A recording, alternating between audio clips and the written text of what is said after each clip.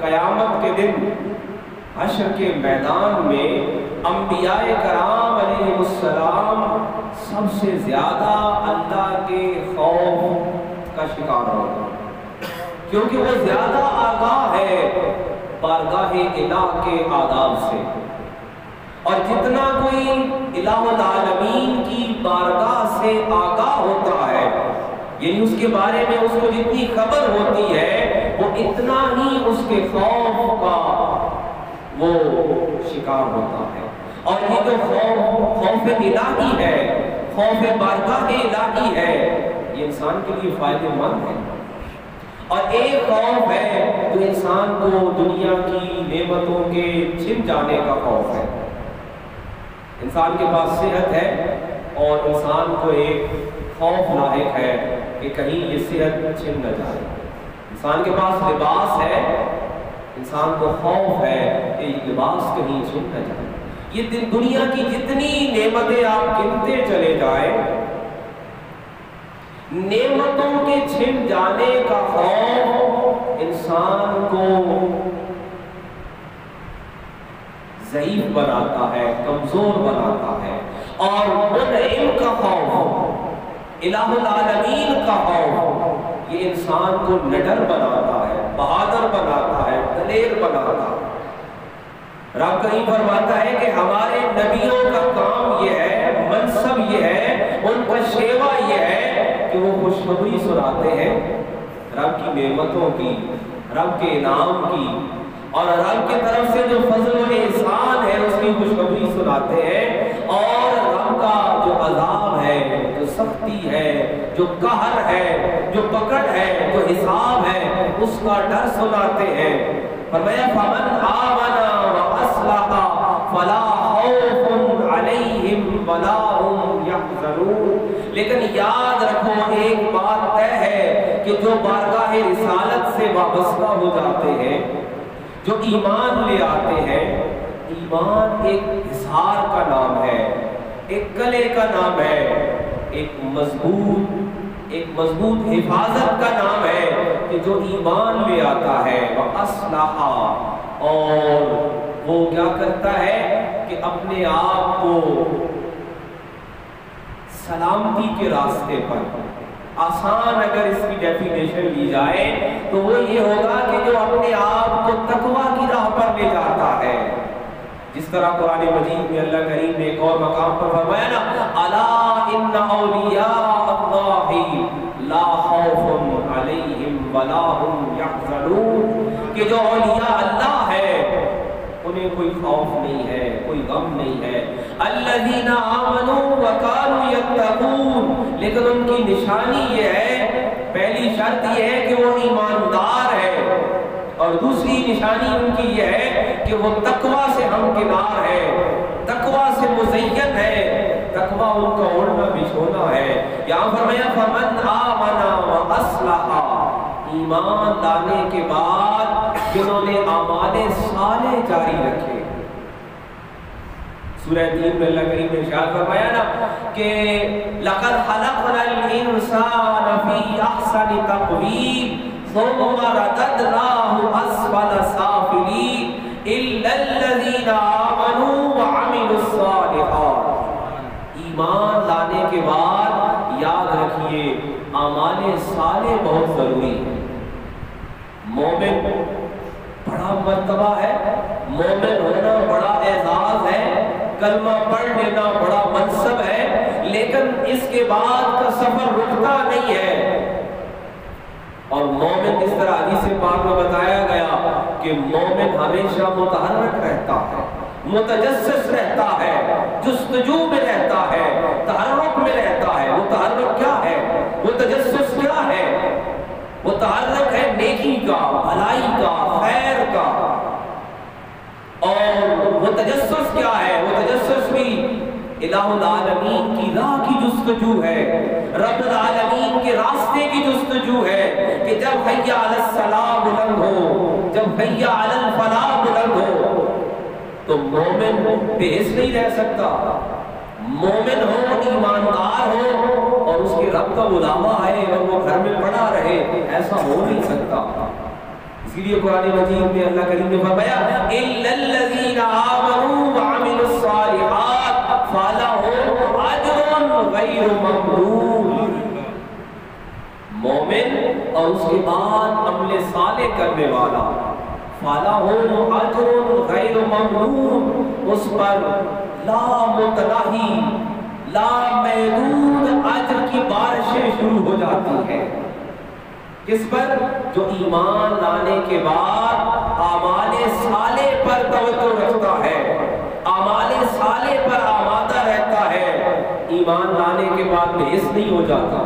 یہاں فرمایا کہ ہمارے نبیوں کی ڈیوٹی یہ ہے، فریضہ یہ ہے کہ وہ خوشخبری بھی سناتے ہیں، وہ اللہ کے عذاب کا ڈر بھی سناتے ہیں، لیکن یاد رکھو جو ایمان لانے کے بعد اعمال صالح کرتا ہے، یعنی نیک اعمال کرتا ہے، فلا خوف علیہم ولا هم یحزنون، یاد رکھو کہ وہ خوف اور غم سے بے پرواہ ہو جاتا ہے۔ قرآن مجید میں اللہ کریم نے ایک مقام پر ارشاد فرمایا کہ مومن کا خاصہ یہ ہے کہ مومن امید اور خوف کی دو حالتوں کے ساتھ، سورہ کہف میں فرمایا گیا کہ مومن ان دو حالتوں سے پیوست رہتا ہے۔ چاہے میں نے پہلے کبھی عرض کیا کہ یہ جو دنیا میں دیگر مذاہب کا تقابل ہے، اگر ان کا اہل ایمان سے تقابل کیا جائے تو یہ ان دو حالتوں کا ہی فرق ہے۔ وہ فرق کیسے ہے کہ یہود و نصارہ کے ہاں امید اور خوف کو ایکسٹریم پر لے جایا گیا، بہت آگے بڑھا دیا گیا، ایک کے ہاں امید کو بڑھا دیا گیا، ایک کے ہاں خوف کو بڑھا دیا گیا۔ اور مومن، جس طرح حدیث پاک میں اللہ کے رسول نے فرمایا، مومن ہمیشہ متوسط رہتا ہے۔ دین حنیف کہا گیا، دین حنیف کا مطلب ہی ہے کہ جو ہمیشہ درمیانہ راستہ اختیار کرتا ہے، کسی بھی معاملے میں شدت پسندی پہ نہیں جاتا۔ اب ہمارے ہاں بھی کیا ہے، بے عملی کیوں پڑی ہے کہ ہم نے لوگوں کو بے خبر کر دیا ہے، ہم نے لوگوں کو یہ دے دیا عمل کوئی نہ کرے۔ شفاعت پر یقین، بے شک ہمارا شفاعت پر یقین ہے، لیکن شفاعت پر یقین اعمال سے بے خبری نہیں ہے، اعمال صالح سے دوری نہیں ہے۔ اعمال صالح کے بعد شفاعت پر یقین ہی دراصل صلاح کا راستہ ہے، دراصل سلامتی کا راستہ ہے اور صالحین کا راستہ ہے۔ صالحین کا جو ہم کہتے ہیں نا، یہ جو ہم ہر نماز میں پڑھتے ہیں صراط الذین انعمت علیہم، یہ بھی کیا ہے، یہ انعام یافتہ لوگوں کا راستہ ہی کیوں ہے؟ اس لیے کہ انعام یافتہ وہ ہیں جنہوں نے اپنی زندگیاں اعمال صالح سے سجائی ہے۔ مومن ہو، ایماندار ہو اور اس کے بعد بے پرواہ ہو جائے، بے حس ہو جائے اور اس میں تعلق نہ رہے اعمال صالح کے لیے، تو پھر اس کے ایمان کا خطرہ ہے، اس کے ایمان کا خدشہ ہے کہ کہیں ضائع نہ ہو جائے۔ فرمایا کہ مومن کی پہچان یہ ہے کہ مومن ہونے کے بعد اس میں اگر ایمان ہے، ایمان حرارت ہے، ایمان تعلق ہے، ایمان ایک تجسس ہے، ایمان پھر انسان کو سونے نہیں دیتا، بے پرواہ نہیں ہونے دیتا، بے حس نہیں ہونے دیتا۔ یہ نہیں کہ نماز کا وقت ہو جائے اور مومن ہو تو گھر پڑا ہوا ہو، یہ نہیں کہ پھر وہ اللہ کے دیے ہوئے جو احکام ہیں ان سے بے پرواہ ہو جائے اور مومن ہونے کا دعویٰ رکھے۔ فرمایا کہ ہاں مومن ہو اور اعمال صالح کرے، اس کے بعد کیا ہے؟ فرمایا فلا خوف علیہم ولا هم یحزنون۔ پھر جب مومن بھی ہو، اعمال صالح بھی کرے، پھر قرآن مجید میں دیکھیے ایک اور مقام پر اللہ کریم نے ارشاد فرمایا ان الذین قالوا ربنا اللہ ثم استقاموا تتنزل علیہم الملائکہ، جنہوں نے یہ مان لیا، یہ تسلیم کر لیا کہ الہ العالمین ہی ہمارا پروردگار ہے، ذات واحد ہی ہمارا خالق ہے، ثم استقاموا، پھر اس پر استقامت دکھائی۔ استقامت کیا ہے؟ استقامت یہ نہیں ہے کہ انسان اپنے کاروبار زندگی چھوڑ دے، استقامت یہ ہے کہ کاروبار زندگی بھی جاری رہے اور الہ العالمین کے احکام کی پیروی بھی جاری رہے۔ ہمارے اسلاف نے یہی طریقہ دیا۔ امام اعظم امام ابو حنیفہ جن کے ہم پیروکار ہیں اور حنفی کہلاتے ہیں، امام اعظم اپنا کاروبار بھی کرتے ہیں اور اس کے ساتھ علم کا بھی شغف ہے۔ اس کے بعد آپ دیکھیے کہ آپ کا فقہ میں جو مقام ہے کہ آج دنیا کے کلمہ گو فقہ حنفی کے پیروکار سب سے زیادہ ہے۔ وجہ کیا ہے کہ ثم استقاموا، استقامت بڑی چیز ہے۔ اور یا اللہ فرماتے ہیں کہ دین کے راستے پر اور صلاح کے راستے پر، صالحیت کے راستے پر استقامت سب سے مشکل کام ہے۔ حضرت شیخ عبد القادر جیلانی الحسنی والحسینی رضی اللہ تعالیٰ عنہ کی جب ہم بات کرتے ہیں، آپ کی سیرت کی جب ہم بات کرتے ہیں، ہمارے یہاں کیونکہ یہ ڈسکشن کم ہو گئی ہے، کرامات کا تذکرہ زیادہ ہے، ہم شخصیات کو ڈسکس کرتے ہیں، ہم پرسنالٹی کو پڑھنا زیادہ پسند کرتے ہیں بجائے اس کے کہ ان کے کام کو پڑھیں۔ حضرت شیخ عبد القادر جیلانی کے دن کا معمول یہ ہوتا کہ ہفتے کے 6 دن الگ الگ مضامین کا درس پڑھانا، اور 40 سال تک رات کا معمول یہ ہے کہ شب بیداری کرنا۔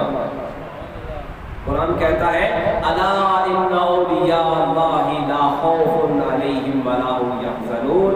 آذین مکرم رب فرماتا ہے کہ جو ہمارے دوست ہو جاتے ہیں وہ خوف اور غم کی کیفیتوں سے ماورا ہو جاتے ہیں، مگر ان کی پہچان کیا ہوتی ہے؟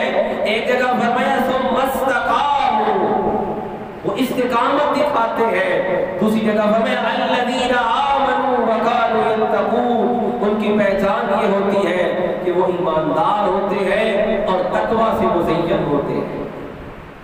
حاضرین مکرم، انسان کی اور انسان جب مومن ہو جاتا ہے، ہمارا مخاطب کیونکہ مومن ہے، سورہ 3 میں اللہ کریم نے ارشاد فرمایا ہے کہ ہم نے انسان کو احسن تقویم میں پیدا کیا، مگر اس کے بعد انسان سفل کی طرف چلا گیا، پستی کی طرف چلا گیا۔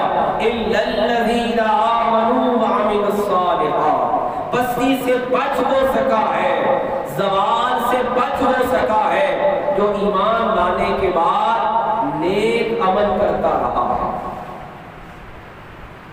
فَلَهُمْ أَجْرٌ غَيْرُ مَمْنُونٍ، پھر اس میں ہوا کیا ہے؟ پھر اس کے لیے لا محدود اجر شروع ہو گیا ہے، لا متناہی اجر شروع ہو گیا ہے۔ یہاں فرمایا فَمَنْ آمَنَ وَأَصْلَحَ فَلَا خَوْفٌ عَلَيْهِمْ وَلَا هُمْ يَحْزَنُونَ۔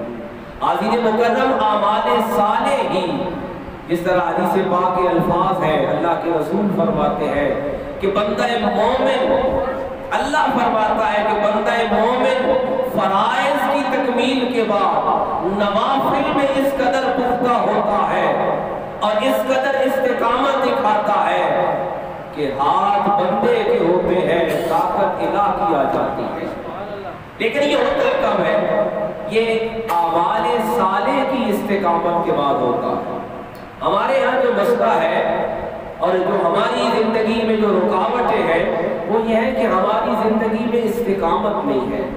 اعمال صالح کے لیے استقامت درکار ہے، اور استقامت کے بغیر زندگی کا کوئی کام نہیں ہو سکتا۔ آپ اگر کہیں نا کہ آپ کاروبار دنیا کر رہے ہیں تو کاروبار دنیا بھی نہیں ہو سکتے ہیں، ذریعہ معاش بھی نہیں ہو سکتا ہے، خاندانی معاملات بھی نہیں ہو سکتے ہیں۔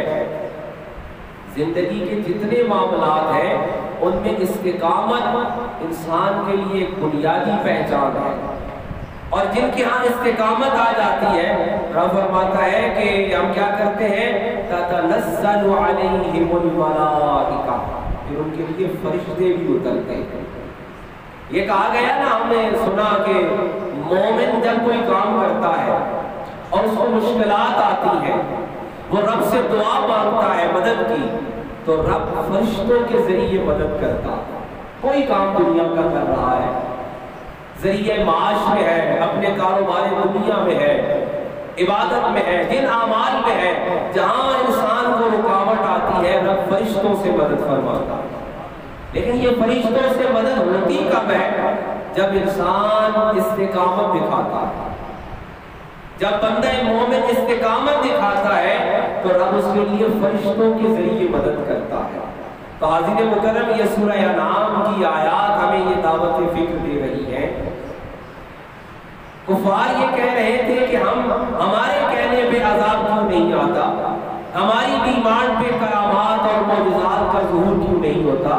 رب نے فرمایا ہمارے نبیوں کا یہ منصب نہیں ہے، نبیوں کا ایک منصب رب کی طرف سے طے شدہ ہے، رب کی طرف سے وہ منتخب کیے ہوئے لوگ ہیں، لہذا ان کی ذمہ داری جو دی گئی ہے وہ بشارت دینا ہے اور رب کے عذاب سے ڈرانا ہے۔